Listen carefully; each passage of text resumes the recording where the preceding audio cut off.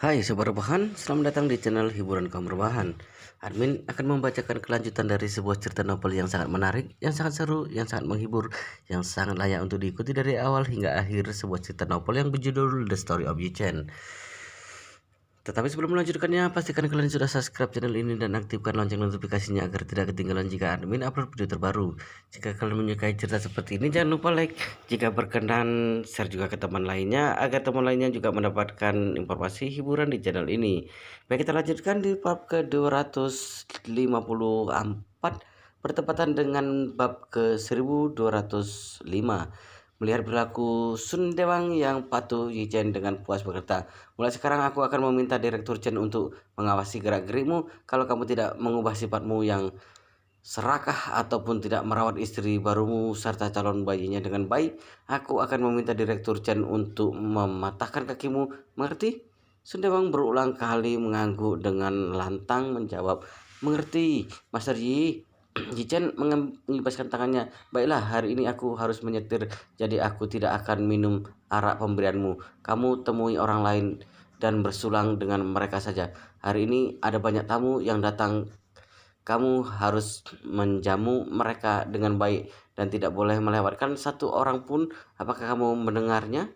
"Baik, saya akan pergi sekarang juga."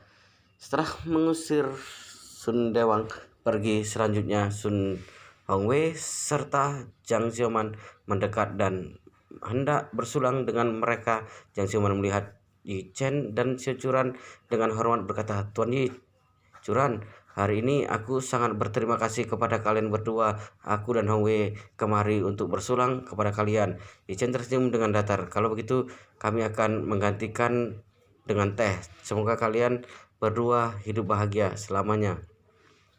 Sun Hongwei dan Zhang Xiaoman mengangguk-angguk dan mengucapkan terima kasih. Meski Securan sedikit takjub dengan peristiwa yang terjadi pada hari ini, tapi ketika melihat teman sekolahnya dapat menikahi pria yang dicintainya, dirinya juga turut bahagia. Di saat yang sama, Yi Chen menatap Zhang Xiaoman dan berpesan padanya, "Xiaoman, setelah kamu menikah dengan Hong Wei, ingat, kamu tetap tidak boleh memanjakan keluargamu. Kamu tidak perlu mengorbankan kebahagiaanmu untuk orang tua serta adikmu.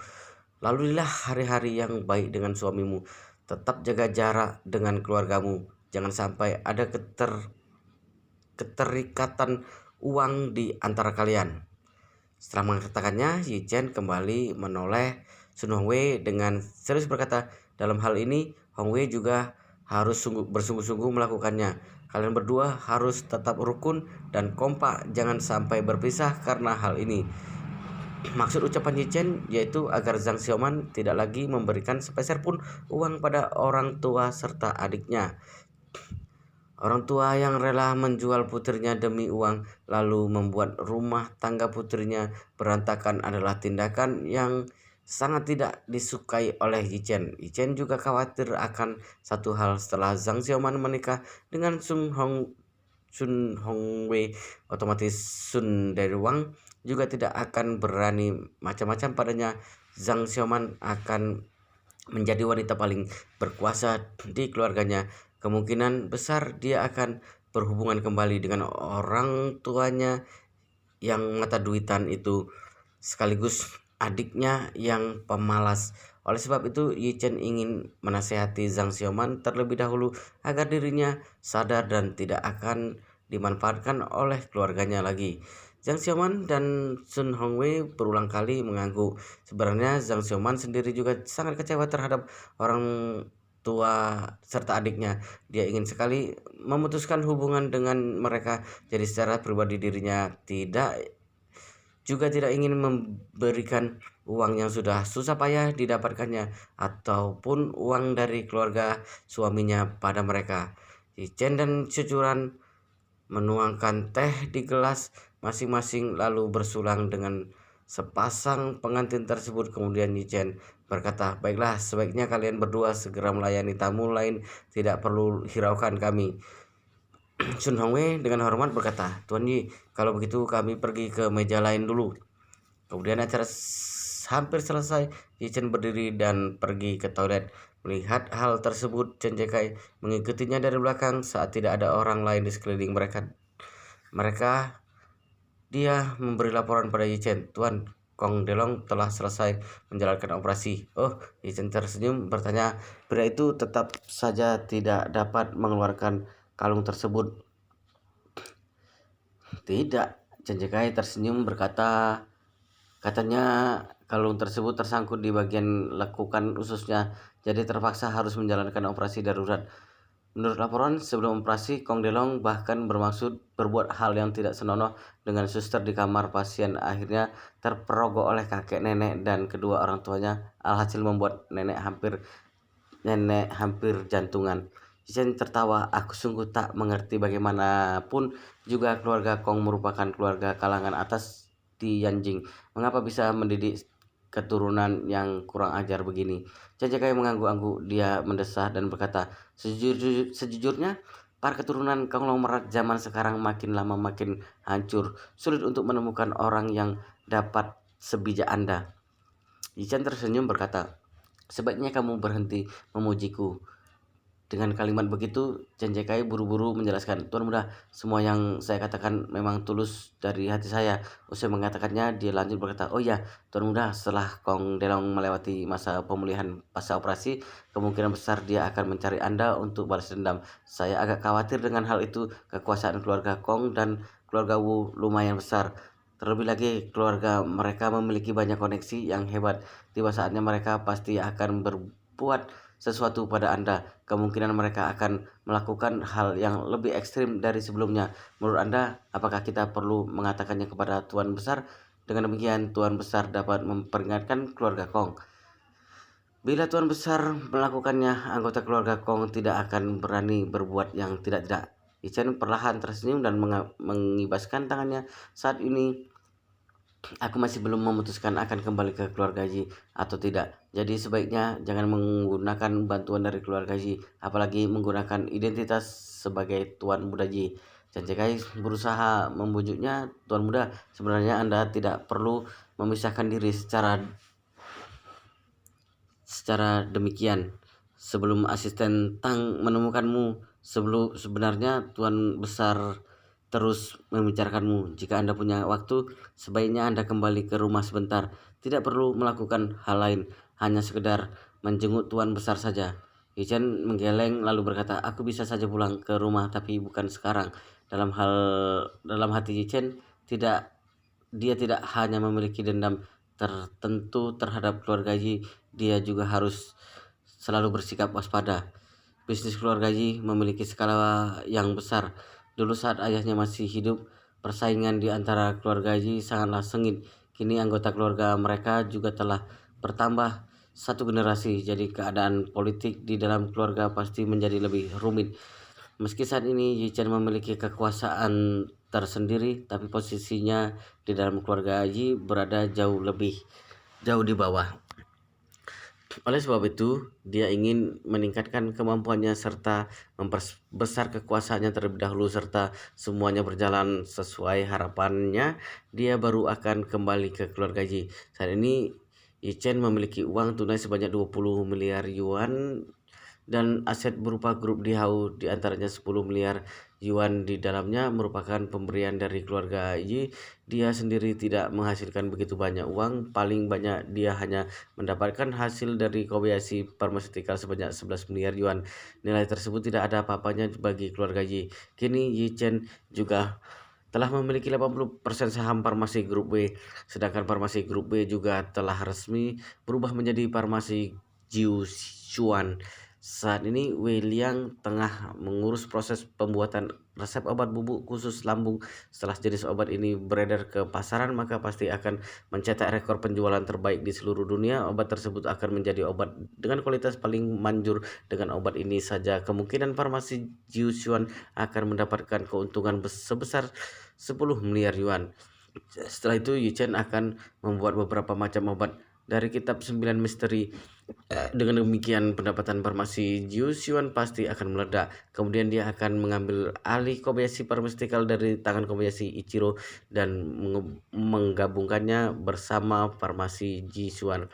Tiba saatnya farmasi Jiuxuan akan langsung menjadi industri farmasi terbesar di seluruh Asia, bahkan di seluruh negara. Usai dirinya berhasil mengembangkan farmasi Jiuxuan menjadi sukses, itu Yichen baru akan kembali ke keluarga Yi dengan penuh bangga.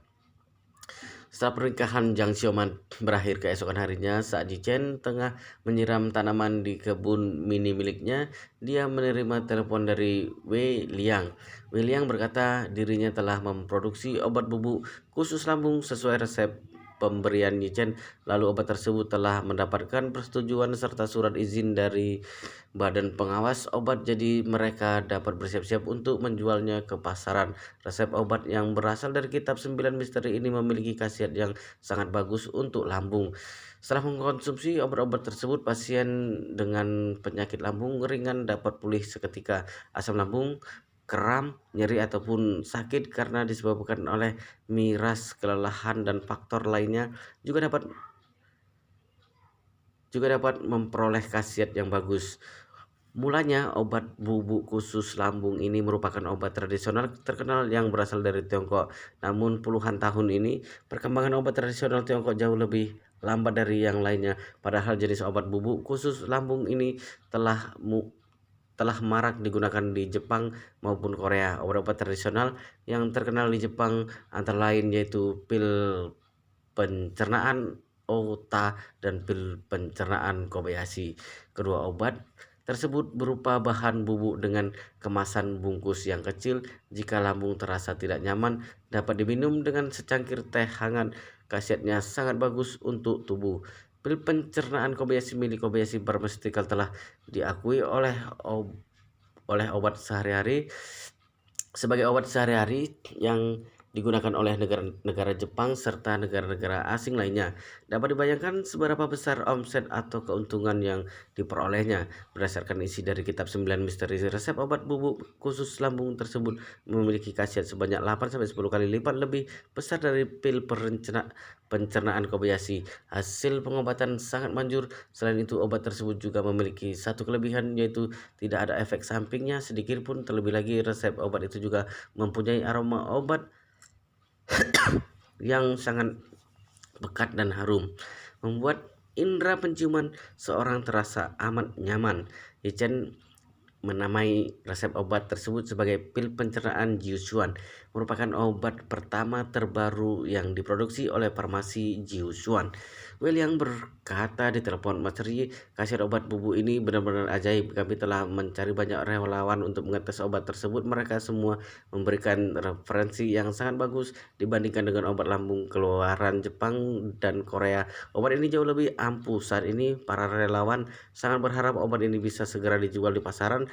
Yichen terdengar sangat puas, lalu dia mulai bertanya pada Wei Liang, "Kalau begitu, kira-kira kapan kamu bisa memasarkannya? Berapa jumlah produksi saat ini?" Wei Liang menjawab, "Sekarang kami sudah memproduksi sebanyak 50 ton lebih. Karena surat izin sudah keluar, maka kami bisa langsung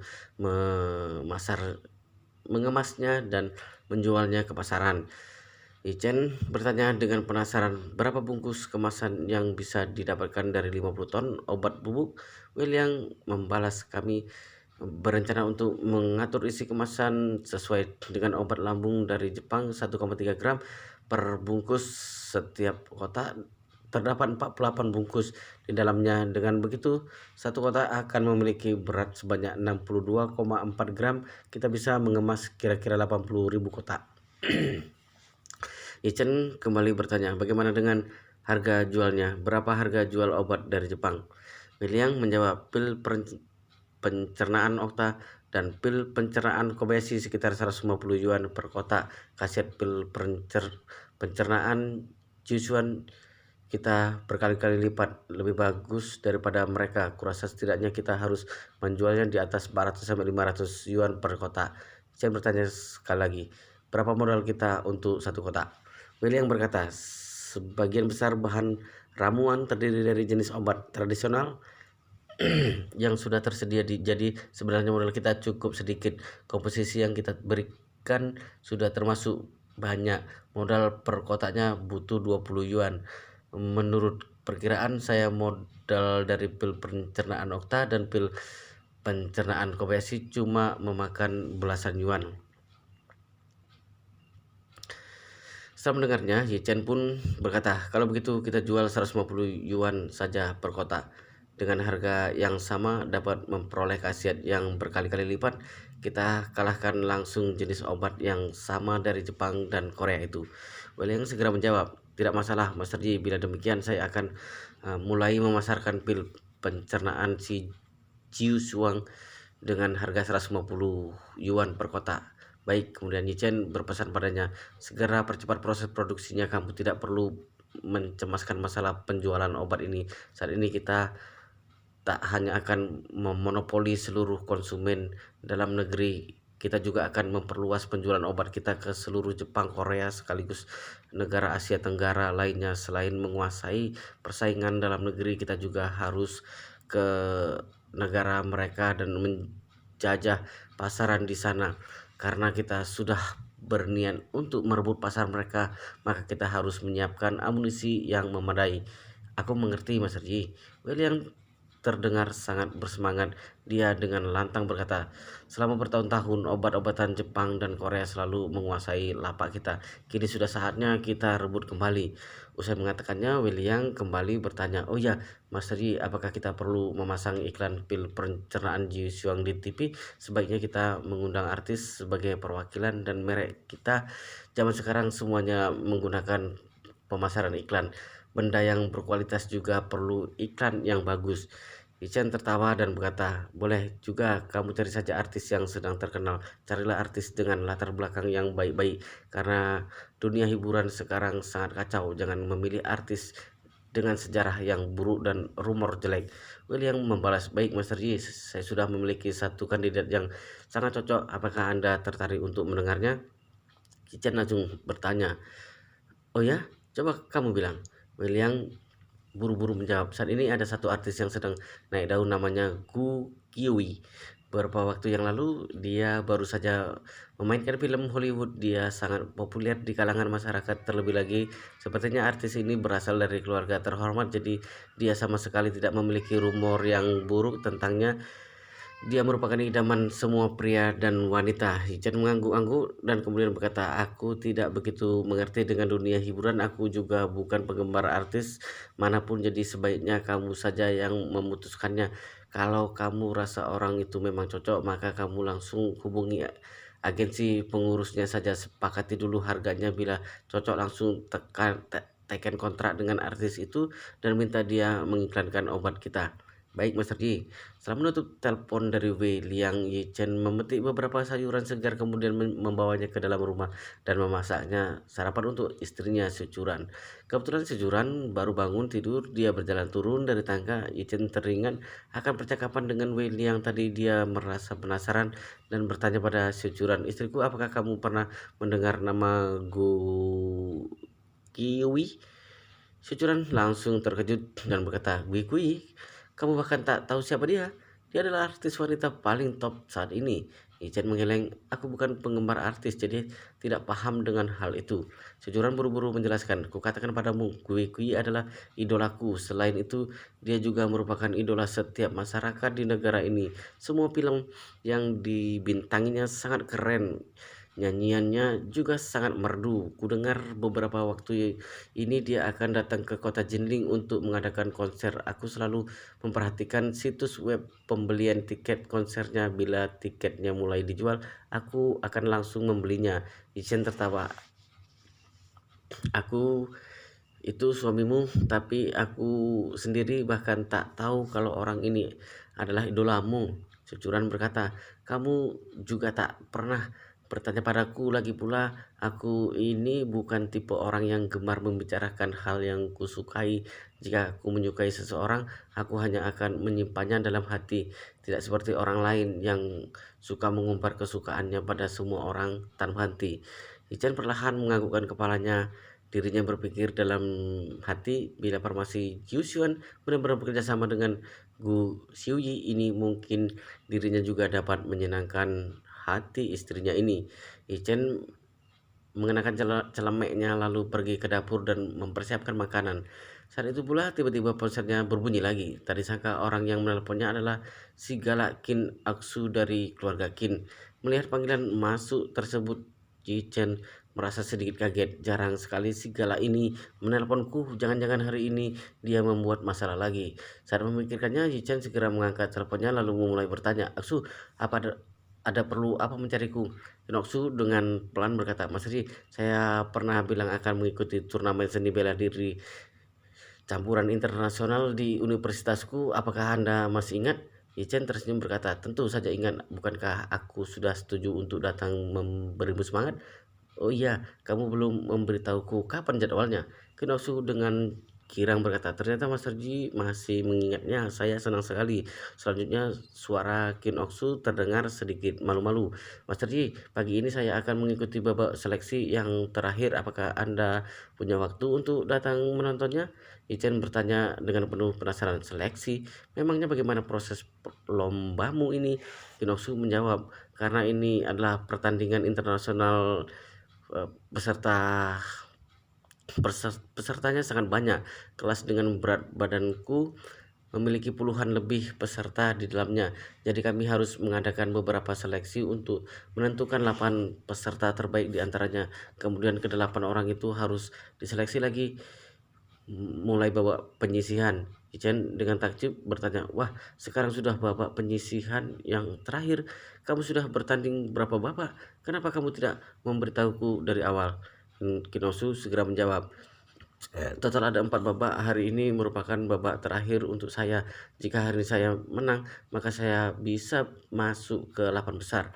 Saya tidak memberitahu Anda karena takut Anda tidak punya waktu untuk datang. Lagi pula ayah juga bilang kalau waktu Anda sangat berharga. Dia minta saya untuk tidak selalu mengganggu Anda. Ichen tersenyum sambil berkata, dasar bocah, untuk apa bersikap sungkan denganku. Setelah tertawa sejenak, dia pun kembali berkata, baiklah, beritahukan aku waktu dan alamatnya. Pagi ini aku akan pergi untuk mendukungmu. Benarkah? Saya sudah mendengarnya sekejap. Kin Oksu terdengar sangat senang. Bagus sekali Mas Rji. Pertandingan saya akan dimulai pagi ini pukul 10 tepat di Gimnasium Jinling di lapangan olahraga. Akan banyak pertandingan yang berlangsung. Saya takut Anda tidak bisa menemukannya. Jika Anda sudah tiba, langsung hubungi saya. Akan kuminta ayah untuk menjemput Anda. Ichen tersenyum berkata, tidak masalah. Baiklah, kalau begitu pagi ini aku pasti akan tiba tepat waktu. Usai mengatakannya, Ichen mendadak teringat akan sesuatu. Dia merasa penasaran dan bertanya pada Kin Oksu, oh ya Oksu, kamu mengikuti kelas pertandingan dengan beberapa kilogram? Kin Oksu segera menjawab, lapor Master Yi. Kin Oksu mengikuti tingkat kelas 52 kilogram. Setelah mendengarnya, Yi Chen berkata dengan penuh canda, hah, 52 kilogram? Berarti lebih dari 50 kilogram. Benar. Ichen sengaja mengejeknya. Dia tertawa sambil berkata, bukankah katanya timbangan wanita tidak boleh lebih dari angka 50? Kalau kamu harus mati-matian untuk diet. Kinoksu buru-buru menjawabnya dengan berapi-api. Bukan begitu, Mas Yi. Kelas di seni bela diri campuran tidak berdasarkan dengan berat badan asli. Misalnya peserta dengan berat di bawah 48 kg akan tetap masuk ke kategori kelas 48 kg, sedangkan berat badan di antara 48 sampai 52 kg akan masuk ke dalam kategori kelas 52 kg. Berat badan saya hanya 49,5 kg. Sesuai angkanya, timbangan saya belum sampai angka 50. Jika Anda tidak percaya, nanti saat berjumpa saya akan menimbang berat badan saya di hadapan Anda. Ichen tersenyum dan berkata, aku hanya bercanda denganmu, jangan marah-marah begini.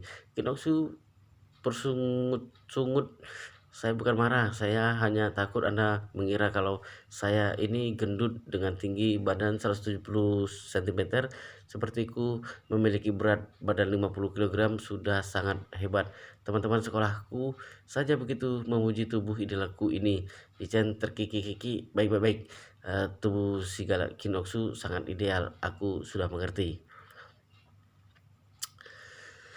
Wow, sangat seru sekali guys ceritanya. Sampai di sini kita akan lanjutkan kelanjutannya di part berikutnya di video selanjutnya. Pastikan kalian sudah subscribe channel ini dan aktifkan lonceng notifikasinya agar tidak ketinggalan jika admin upload video terbaru. Jika kalian menyukai cerita seperti ini, jangan lupa like. Jika berkenan, share juga ke teman lainnya agar teman lainnya juga mendapatkan informasi hiburan di channel ini. Baik, kita lanjutkan di part berikutnya di video selanjutnya.